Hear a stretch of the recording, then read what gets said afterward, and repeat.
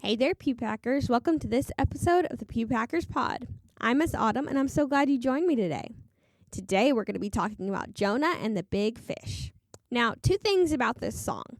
It's a part of a bigger song, but I want to focus on Jonah specifically today, so we're only going to sing part of the song.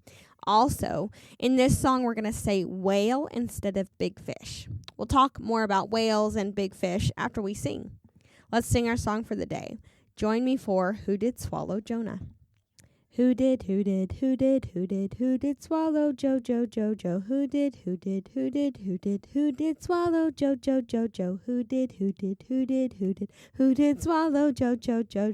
did swallow Jonah? Who did swallow Jonah? Who did swallow Jonah down? Whale did swallow Joe. Whale did swallow Joe.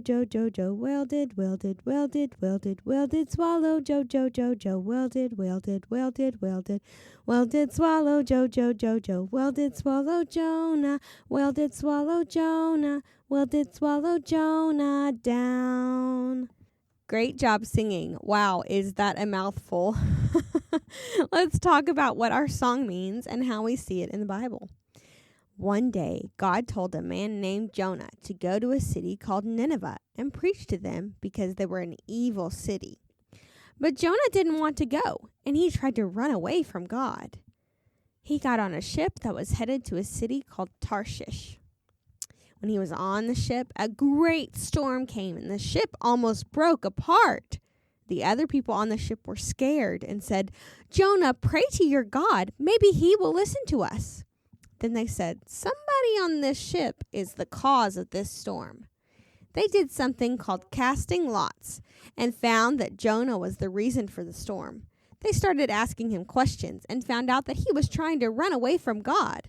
They said, "What do we do to make this storm stop?" Jonah said, "Throw me overboard." And they did. The storm stopped, and then the men feared God. Jonah was swallowed up by a great big fish. He was in the belly of that fish for 3 days and 3 nights. Now, we don't know for sure if the creature was a whale or not. That's just what a lot of people think. The song we sang says whale and helps us remember the story, but we should remember that songs are not the same thing as the Word of God. Maybe Jonah was swallowed by a whale. We just don't know. When Jonah was in the belly of the fish, he prayed to God and praised God for saving him. Then the fish threw up Jonah on dry land. That's pretty gross, but at least Jonah was alive. Now he needed to do what God had told him to do already. Go to Nineveh and preach. Jonah did what he was supposed to, and the city stopped doing bad things that they were doing. You would think that would make Jonah happy, but Jonah had a bad attitude, and he was mad. God was trying to teach Jonah a lesson about obeying and having the right attitude. We can learn a lot from the story of Jonah. We might not get swallowed by a fish when we disobey God, but we should still always obey him and have a good attitude. When we sing Who Did Swallow Jonah, I hope you'll think about what we've talked about. Until next time, I hope all of you Pew Packers have a great day. See you soon.